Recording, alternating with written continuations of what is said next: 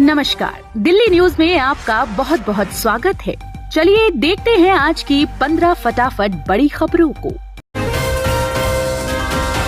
Supreme court ने आम आदमी पार्टी को दी राहत, कार्यालय खाली करने की समय सीमा बढ़ाई। सुप्रीम कोर्ट ने आम आदमी पार्टी को राहत देते हुए राउज एवेन्यू स्थित पार्टी कार्यालय को खाली कराने की समय सीमा बढ़ा दी है। सुप्रीम कोर्ट ने अब पार्टी को 10 अगस्त तक पार्टी कार्यालय खाली करने का आदेश दिया। इससे पहले 4 मार्च को सर्वोच्च अदालत ने आम आदमी पार्टी को 15 जून तक कार्यालय खाली करने का निर्देश दिया था।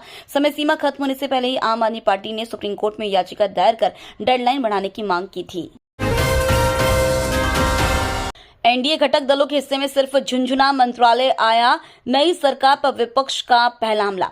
प्रधानमंत्री नरेंद्र मोदी ने सोमवार को नई सरकार की पहली कैबिनेट बैठक की। इसके बाद मंत्रिपरिषद सहयोगियों के बीच विभागों का बंटवारा कर दिया गया। विभागों के बंटवारे के बाद आम आदमी पार्टी के राज्यसभा सांसद संजय ने नई राष्ट्रीय जनतांत्रिक गठबंधन सरकार में मंत्रिमंडल के गठन को लेकर मोदी सरकार पर हमला किया है। संजय सिंह ने कहा कि एनडीए के घटक दलों के हिस्से में सिर्फ झुंझुना मंत्रालय आया। हिमाचल से दिल्ली को पानी के लिए अभी करना होगा इंतजार, धरातल पर नहीं हुआ कुछ काम।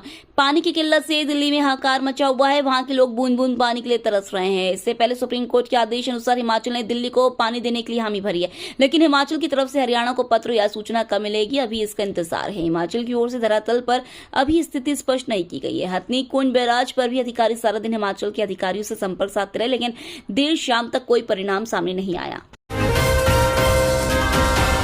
दिल्ली में अमित शाह और गडकरी से मिले सीएम योगी, सरकार बनने पर दी बधाई। केंद्र में मोदी सरकार के तीसरे कार्यकाल की शुरुआत हो चुकी है। बीते रविवार को मोदी सरकार 3.0 ने शपथ ली। राष्ट्रपति भवन में आयोजित भव्य समारोह हुआ, जिसके बाद सोमवार सुबह को उत्तर प्रदेश के मुख्यमंत्री योगी आदित्यनाथ दिल्ली में अमित शाह के आवास पर पहुंचे और उन्हें सरकार गठन पर बधाई दी। इसके बाद उन्होंने नितिन गडकरी से भी मुलाकात कर बधाई दी। सीएम योगी ने शाह से करीब 35 मिनट मुलाकात की है। इसके अलावा दिल्ली में राजनाथ सिंह से भी मुख्यमंत्री योगी आदित्यनाथ ने मुलाकात की है। दिल्ली वालों पर भारी, अगले 7 दिन फिर शुरू हुआ हीट वेव का दौर। दिल्ली में गर्मी का कहर थमने का नाम नहीं ले रहा है। मौसम विभाग ने दिल्ली में अगले 3 दिनों के लिए हीट वेव का ऑरेंज अलर्ट जारी किया है। इसके बाद अगले 4 दिनों के लिए येलो अलर्ट जारी किया गया है। वहीं इस दौरान दिल्ली का अधिकतम तापमान 45 डिग्री के पार पहुंचने की आशंका है। मौसम विभाग की माने तो दिल्ली में चिलचिलाती गर्मी का यह दौर इस पूरे हफ्ते जारी रहने की संभावना है। आईएमडी के मुताबिक इस पूरे हफ्ते दिल्ली का अधिकतम तापमान 44 से 45 डिग्री के आसपास रह सकता है। वहीं न्यूनतम तापमान 30 से 31 डिग्री सेल्सियस के बीच रहने की संभावना है। मोदी 3.0 में कैबिनेट का पहला फैसला, ग्रामीण शहरी इलाकों में 3 करोड़ घरों का ऐलान। प्रधानमंत्री नरेंद्र मोदी ने तीसरे कार्यकाल के लिए अपनी कैबिनेट बना ली है, जिसकी पहली बैठक सोमवार को पीएम के लोक कल्याण मार्ग स्थित आवास पर हुई। इस बैठक में अमित शाह, राजनाथ सिंह और जेपी नड्डा समेत मोदी कैबिनेट के 30 मंत्री मौजूद रहे। मोदी कैबिनेट ने बैठक के दौरान पहला फैसला भी ले लिया गया है। मोदी कैबिनेट ने अपने पहले फैसले में प्रधानमंत्री आवास योजना के तहत 3 करोड़ अतिरिक्त आवास बनाने का फैसला लिया गया। इन सभी घरों में सभी बुनियादी सुविधाएं होंगी। बता दें कि 10 साल में 4 करोड़ 21 लाख आवास बन चुके हैं। सीमा हैदर विवाद में पाकिस्तान कूदा, भारत से की चारों बच्चों को सौंपने की मांग। सीमा हैदर और सचिन मीणा की लव स्टोरी में अब नया ट्विस्ट आ सकता है। सीएम के पूर्व पति गुलाम हैदर के भारत आने के दावों के बीच पाकिस्तान ने भी टांग अड़ाई है। पाकिस्तान की ओर से मांग की गई है कि गुलाम और सीमा के चारों बच्चों को भारत से वापस भेजा जाए। गुलाम हैदर ने पाकिस्तान की शहबाज शरीफ सरकार से मदद मांगी थी। अब पड़ोसी देश में बच्चों के लिए काम करने वाले निकाय ने इसे आधार बनाकर भारत से सभी बच्चों को वापस भेजने की मांग की है। सीएम ममता बनर्जी बोली, इंतजार करें, इंडिया ब्लॉक सरकार बनाएगा, एनडीए सरकार को बताएगा अवैध। पश्चिम बंगाल की मुख्यमंत्री ममता बनर्जी का कहना है कि उनकी पार्टी टीएमसी केंद्रीय राजनीति को लेकर फिलहाल वेट एंड वॉच की स्थिति में। उन्होंने कहा कि हो सकता है कि इंडिया गठबंधन ने फिलहाल सरकार बनाने का दावा पेश नहीं किया हो, लेकिन इसका मतलब यह नहीं है कि आगे भी दावा नहीं करेगा। उन्होंने नरेंद्र मोदी के शपथ समारोह में जाने को लेकर एक सवाल के जवाब में कहा, न मुझे निमंत्रण मिला है और न मैं जाऊंगी। ममता बनर्जी ने पार्टी सांसदों के साथ बैठक करने के बाद मीडिया से बातचीत में कहा कि कमजोर और अस्थिर सरकार को सत्ता से हटाने पर उन्हें खुशी होगी। उन्होंने कहा कि बीजेपी अलोकतांत्रिक और अवैध तरीके से सरकार बना रही है। शपथ के बाद पीएम मोदी ने कहा, इस जीत के बड़े हकदार भारत के सरकारी कर्मचारी। प्रधानमंत्री ने कहा, मेरा शुरू से प्रयास रहा है कि पीएमओ सेवा का अधिष्ठान और पीपुल्स पीएमओ बने।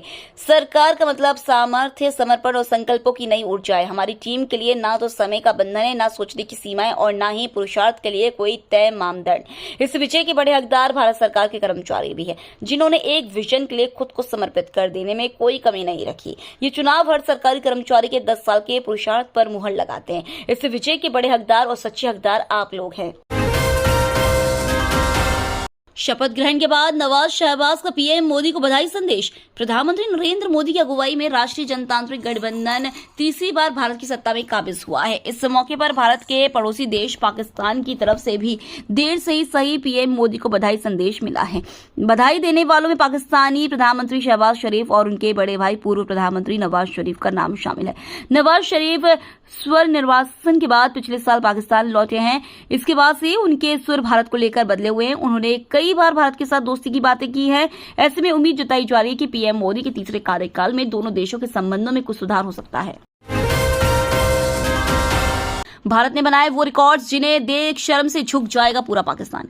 भारत और पाकिस्तान के बीच न्यूयॉर्क के नासौ काउंटी क्रिकेट स्टेडियम में T20 वर्ल्ड कप 2024 का महामुकाबला खेला गया। यह एक low scoring high voltage match रहा, जिसे भारत ने 6 रन से अपने नाम किया। टीम इंडिया ने टॉस गंवाकर पहले बल्लेबाजी करते हुए पाकिस्तान को 120 रन का टारगेट दिया था, लेकिन बाबर आर्मी में 20 ओवर में 7 विकेट पर 113 रन ही बना पाई। वहीं इस हार के साथ पाकिस्तान के नाम एक शर्मनाक रिकॉर्ड दर्ज हो गया। भारत पाकिस्तान को इस टूर्नामेंट में अब तक 7 बार हरा दिया। कोई भी टीम किसी एक टीम को T20 वर्ल्ड कप में इतनी बार नहीं हरा पाई है।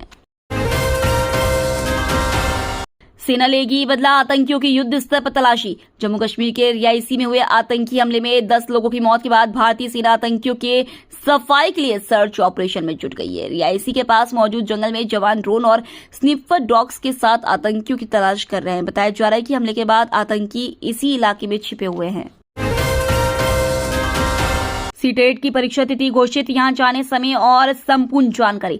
सीटेट की परीक्षा तिथि घोषित कर दी है। सेंट्रल टीचर एलिजिबिलिटी टेस्ट 7 जुलाई को आयोजित किया जाएगा और इसी महीने के अंतिम सप्ताह में एग्जाम सिटी की जानकारी जारी की जाएगी। इसके बाद एडमिट कार्ड परीक्षा तिथि से 3 दिन पहले जारी किए जाएंगे।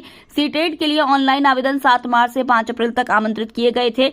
इसके बाद आवेदन फॉर्म में संशोधन का अवसर 8 अप्रैल से 12 अप्रैल तक दिया गया था।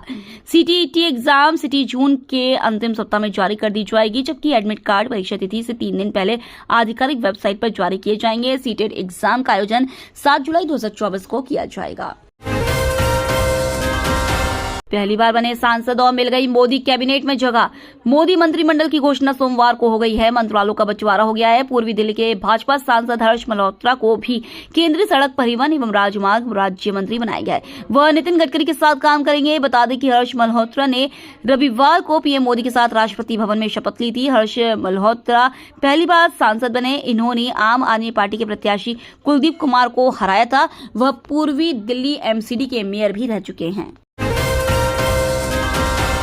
अयोध्या राम मंदिर में चढ़ेगा 3200 किलो का गदा और 3000 किलो का धनुष। अयोध्या में भगवान राम का भव्य मंदिर बनने के बाद अब उसकी ओर सजावट और चढ़ावे का काम जारी है। अब वहां राजस्थान का गदा और धनुष चढ़ाया जाएगा। दोनों चीजें बनाई जा रही हैं। उसके बाद भव्य यात्रा के साथ गदा और धनुष अयोध्या पहुंचाए जाएंगे। अयोध्या में 500 वर्षों के इंतजार के बाद बने रामलला के भव्य मंदिर में सिरोही जिले के शिवगंज से हनुमान गदा और श्री राम जी का विशाल शिव धनुष चढ़ाया जाएगा। श्री जी सनातन सेवा संस्थान शिवगंज सुमेरपुर ये गदा और धनुष बनवा रही है। 2 माह पूर्व रामनवमी से इन्हें बनाना शुरू किया गया था। ये काम कैलाश कुमार सुथार और हितेश सोनी की देखरेख में 18 कारीगर कर रहे हैं। पंचधातु से निर्मित ये धनुष और गदा अयोध्या राम मंदिर की शोभा बढ़ाएगा। तो ये थी आज की बड़ी खबरें।